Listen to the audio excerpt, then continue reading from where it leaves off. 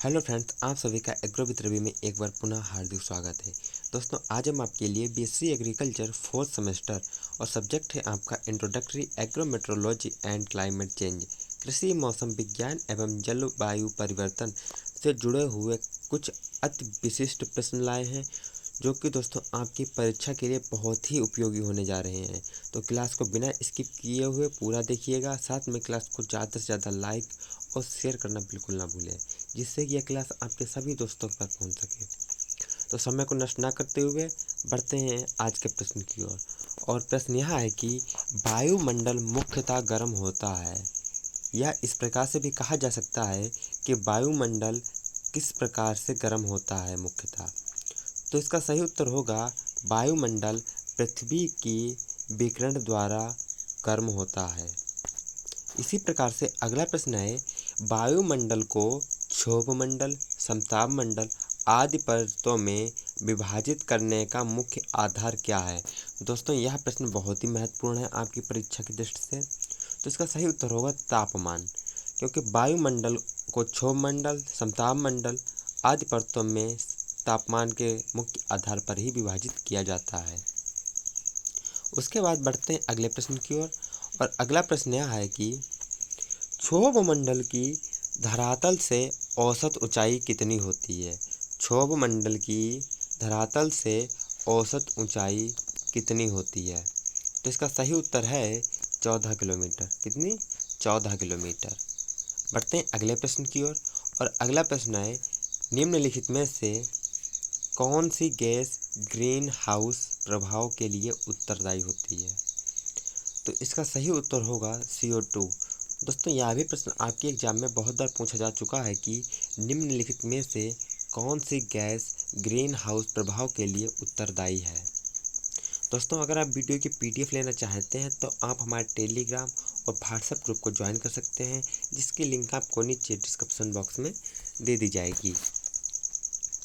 इसी प्रकार से अगला प्रश्न है, सूर्य की तीव्र किरणों द्वारा झुलसने से वायुमंडल की कौन सी गैस या परत हमारी रक्षा करती है। तो इसका सही उत्तर होगा ओजोन परत या ओजोन गैस। तो सूर्य की तीव्र किरणों द्वारा झुलसने से वायुमंडल की ओजोन परत हमारी रक्षा करती है। प्रश्न नंबर अगला है, भूपृष्ठ से परावर्तित अवरक्त विकिरण के अवशोषण द्वारा भू-वायुमंडल के तापमान में वृद्धि की प्रक्रिया को क्या कहा जाता है। भूपृष्ठ से परावर्तित अवरक्त विकिरण, क्या अवरक्त विकिरण के अवशोषण द्वारा भू-वायुमंडल के तापमान में जो वृद्धि होती है उसको क्या बोलते हैं। तो उसको ग्रीन हाउस प्रभाव कहा जाता है। अगला प्रश्न है, वायु में नाइट्रोजन का प्रतिशत कितना होता है। तो वायु में नाइट्रोजन का प्रतिशत 78.03% होता है। अगला प्रश्न है कि वायुमंडल की परतें क्रमबद्ध होती हैं तो उन्हें दर्शाइएगा। यह प्रश्न दोस्तों आपकी परीक्षा में बहुत बार पूछा गया है कि जो वायुमंडल की परतें हैं उनको क्रमबद्ध दर्शाइए। तो इसका सही उत्तर होगा इस प्रकार से कि पहला है परिवर्तन मंडल, फिर आता है आपका समताप मंडल, फिर है आपका मध्यस्थ मंडल, फिर आपका है आयन मंडल, उसके बाद आता है आयतन मंडल। तो दोस्तों 5 परतें हैं जो कि आपकी क्रमानुसार लिखी गई हैं। इसी प्रकार से अगला प्रश्न है, क्षोभ मंडल का सबसे नम परत है क्योंकि। क्षोभ मंडल का सबसे नम परत है क्योंकि यह पृथ्वी के पृष्ठ से नम हो जाता है। अगला प्रश्न है, सौर विकिरण का जो भाग बिना गर्मी दिए पृथ्वी से परावर्तित हो जाता है उसे क्या कहते हैं। तो उसको एल्विडो कहा जाता है। दोस्तों, यह भी प्रश्न आपकी परीक्षा की दृष्टि से बहुत ही उपयोगी होने वाला है, क्योंकि सौर विकिरण का जो भाग बिना गर्मी दिए पृथ्वी से परावर्तित हो जाता है उसे एल्विडो कहा जाता है। क्या कहा जाता है? एल्विडो कहा जाता है। अगला प्रश्न है, अंतर्राष्ट्रीय अम्ल वर्षा सूचना केंद्र स्थापित किया गया। दोस्तों, यह भी प्रश्न आपकी परीक्षा की दृष्टि से बहुत ही महत्वपूर्ण है कि अंतर्राष्ट्रीय अम्ल वर्षा सूचना केंद्र ओसाका में स्थापित किया गया। कहाँ स्थापित किया गया? ओसाका में। अगला प्रश्न है, एनेमोमीटर यंत्र द्वारा मापा जाता है? तो इसके द्वारा हवा या वायु का वेग मापा जाता है। अगला प्रश्न है, भारत में मौसम की भविष्यवाणी की जाती है? तो भारत में मौसम की भविष्यवाणी कहाँ की जाती है? तो यह आपकी पूना में की जाती है।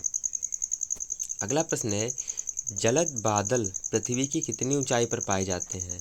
तो जलद बादल पृथ्वी की 600 मीटर ऊंचाई पर पाए जाते हैं और ये भी दोस्तों आपकी परीक्षा की दृष्टि से मोस्ट इम्पॉर्टेंट प्रश्न की लिस्ट में आता है।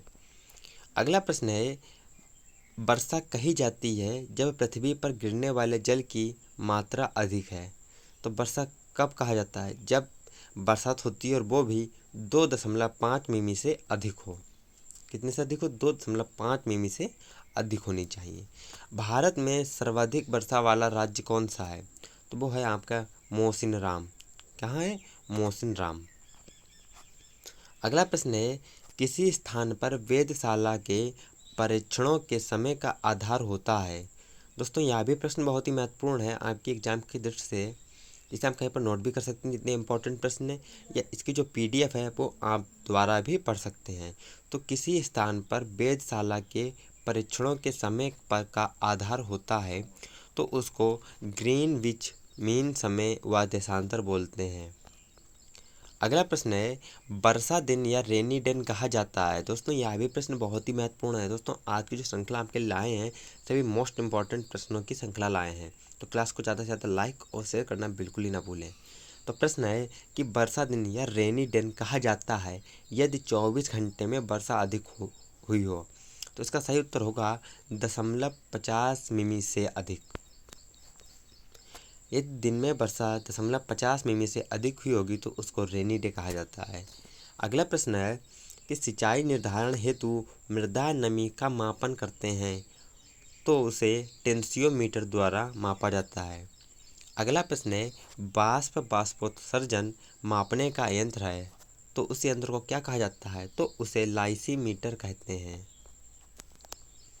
अगला प्रश्न है, भारत की औसत वार्षिक वर्षा कितनी है?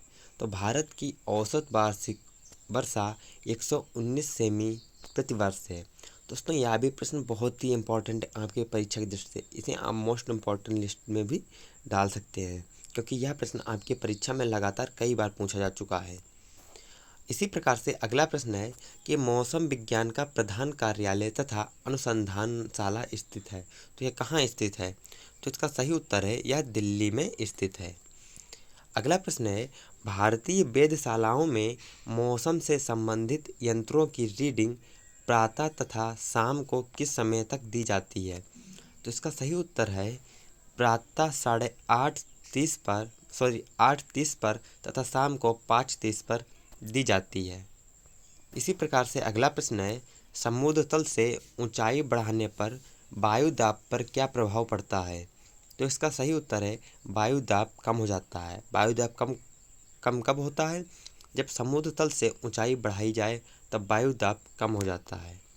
इसी प्रकार से अगला प्रश्न है कि आकाश में सबसे अधिक ऊंचाई पर पाए जाने वाले बादलों को क्या कहते हैं? तो उनको पंखाकृत बादल कहते हैं और ये भी दोस्तों आपकी परीक्षा की दृष्टि से मोस्ट इम्पॉर्टेंट प्रश्न है कि पंखाकृत बादल किसे कहते हैं?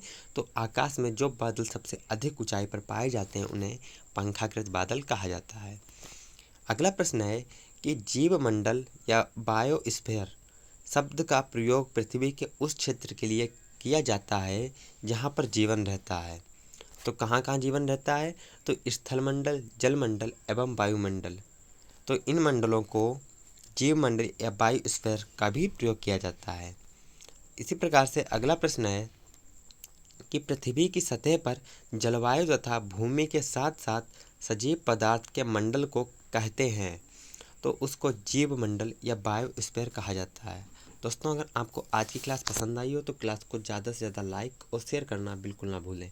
मिलते हैं अगले क्लास में, तब तक जय हिंद, जय भारत।